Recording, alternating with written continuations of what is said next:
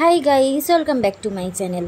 আজকে যেহেতু উল্টো রথ, তাই জন্য আমি রেডি হয়ে যে আমার পুচকে একটা রথ, সেটাকে আমি আবার সাজিয়ে ঠাকুরটা একটু পুজো করে নিয়ে বাড়ির বাইরে বেরিয়ে দেখি রথ সাজানোও হয়ে গেছে আর প্রচুর লোকজনেরও ভিড় হয়ে গেছে। আর এখানে রথ হলে খুব ভিড় হয়, আর আমাদের যেহেতু বাড়ির পুরো বাইরেই মানে গেট থেকে বেরোলেই পুরো রথ, আর তাই জন্য আমাদের একটা আলাদাই মজা। আর এখানে একটু পুজো হচ্ছিল, তারপর আমরা রথটা টেনে নিয়ে চলে আসলাম বড় পুকুর পাড়ে। মাঝখানে আর কোনো ভিডিও করা হয়নি, এমনিতেই প্রচণ্ড ভিড় ছিল, আর তার মধ্যে ভিডিও করাটা ঠিক হয়নি আর কি। আর এদিকে পল্লবী শ্রেয়াদি আলাদাই লেভেল এদের, এরা পুরো মাটিতে শুয়ে পড়ে ফটো তুলতে শুরু করে দিয়েছে।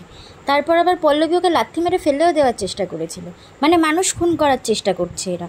যাই হোক, তারপরে বড় পুকুর পাড় থেকে রথটা টেনে নিয়ে আমরা আবার ওখান থেকে চলে এলাম আমাদের বিজয়নগর মোড়ে। ওখানে প্রত্যেক বছর একটু পুজো হয়।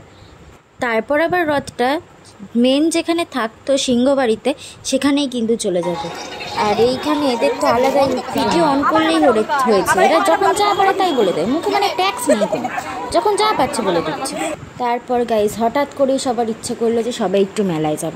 মানে রোজ আমরা মেলায় যাই, তাও আমাদের মেলা ঘোরা শেষ হয় না। এই যদি মেলাটা বন্ধ না হতো তাহলে তো মনে হয় আমরা সারা বছর ধরেই মেলায় যেতাম।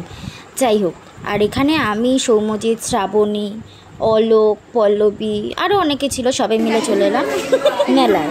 আর এদের তো হিট কেনই শেষ হয় না, সারাদিন হিটকে যাচ্ছে। দেখো দেখো কেরম করতেছে এরা। হ্যাঁ হ্যাঁ, ঠিক হয়েছে, তোর সাথে এরকমই হওয়া উচিত। দেখুক লোকে তুই কীরকম পাগল। আর তারপর এখানে হচ্ছিল কাঁঠালপাড়ার সেই রথটা টানা। আর এখানে গাইস কাউকে এই রথ টানতে দিচ্ছে না, পুলিশরাই পারলে রথটা টেনে নিয়ে চলে যায়। মানে আলাদাই উত্তেজনা এখানে সবার মনে। এত ভিড়ের মধ্যেও লোকজনগুলো বললে আরও সরো সরো। আমরা তো সেই কার না কার একটা বাড়ির মধ্যেই ঢুকে গেছিলাম। তারপর রথ টানা হয়ে যাওয়ার পর আমরা বাড়ির উদ্দেশ্যে রওনা দিলাম।